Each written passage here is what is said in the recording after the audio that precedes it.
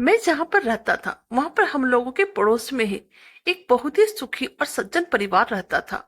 उस परिवार में एक औरत थी जिसके 3 बेटे और एक बेटी थी। वह औरत विधवा थी, लेकिन उसने अपने बच्चों को बहुत ही अच्छे से पढ़ा लिखा कर एक काबिल इंसान बनाया था। लेकिन उस औरत के 3 बेटे में से केवल सबसे छोटा वाला बेटा ही था जिसने पढ़ाई नहीं की थी और जिसे पढ़ने में एक जरा भी मन नहीं लगता था। लेकिन वह अपने माँ और भाई बहन से बहुत ही प्यार करता था। बड़ा बेटा डॉक्टर तो मंझला बेटा इंजीनियर था, किंतु छोटा वाला बेटा एकदम से गंवार और आवारा टाइप का था। कुछ दिनों बाद दोनों इंजीनियर और डॉक्टर बेटे ने अपने पसंद की लड़की से शादी कर ली और फिर कुछ महीनों बाद उस औरत की बेटी की भी शादी एक अच्छे परिवार में हो गई। मगर छोटा वाला बेटा कोई अस्थायी कामकाज न करने के कारण अभी भी कुंवारा ही था। वह अनपढ़ था और कहीं किसी दिन कभी कोई छोटा मोटा मजदूरी कर लेता था और कुछ पैसा कमा लेता था। पर उसकी शादी के लिए भी कोई भी लड़की नहीं मिल रही थी। उसकी माँ बहुत ही परेशान हो चुकी थी उसकी शादी के लिए। अब जब भी उसकी बहन अपने मायके आती, अपने डॉक्टर इंजीनियर दोनों भाइयों से मिलती, मगर छोटे वाले भाई से बहुत कम ही मिलती थी, क्योंकि वह उसे ज्यादा पैसे नहीं दे पाता था। लेकिन फिर भी वह अपनी बहन से बहुत ही अधिक प्यार करता था। समय यूं ही बीत रहा था। कुछ समय बाद उसकी माँ ने सोचा कि कहीं अब किसी बेटे को मुंह से बंटवारे की बात निकल गई तो फिर इस छोटे वाले बेटे को कहीं ये दोनों भाई हिस्सा ना दे तो यह तो इसके लिए अच्छा नहीं होगा। इसलिए उन्होंने अपने गांव में ही एक सीधी साधी लड़की से छोटे बेटे की शादी करवा दी। शादी होते ही न जाने क्या हुआ, अनपढ़ बेटा मन लगाकर काम करने लगा। पहले से कहीं ज्यादा मेहनत भी करने लगा। अब कोई भी पुराना दोस्त उसको मास्टर गश्ती के लिए बुलाने आता तो वह मना कर देता था। एक दिन उसके डॉक्टर इंजीनियर भाई ने सोचा, यह तो गंवार और अनपढ़ है, हम लोग तो इससे कहीं ज्यादा पैसे कमा लेते हैं, इसलिए अब हमें बंटवारा कर लेना चाहिए।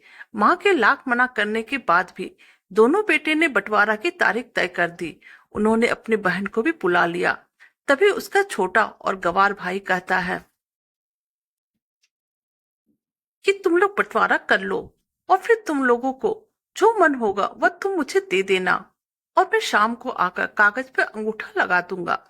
तभी उसकी बहन कहती है, अरे बेवकूफ, तू तो हमेशा ही बेवकूफ ही रहेगा। जमीन का हिस्सा तो आमने सामने बैठकर होता है। तू भी यहाँ पर आ और हम लोगों के साथ बैठ। उसकी माँ भी उसे काम पर जाने से रोकती है। उसी वक्त वकील भी वहां पर आ जाता है और कहता है, आपका सारा हिस्सा मिलाकर 20 बीघा जमीन और एक मकान है। अब ये बताओ किसको कितना हिस्सा देना है, मैं उस हिसाब से कागज बनवा दूंगा। तब तब गवार भाई कहता है, वकील साहब, 10-10 बीघा जमीन हमारे दोनों भाइयों के नाम लिख दो और ये हमारा घर मेरी प्यारी भाई बहन के नाम कर दो। तब दोनों भाई पूछते हैं, तो तुम अपने हिस्से में क्या लेगा? गवार भाई बहुत ही खुश होकर कहता है, मेरे हिस्से में मेरी प्यारी माँ है।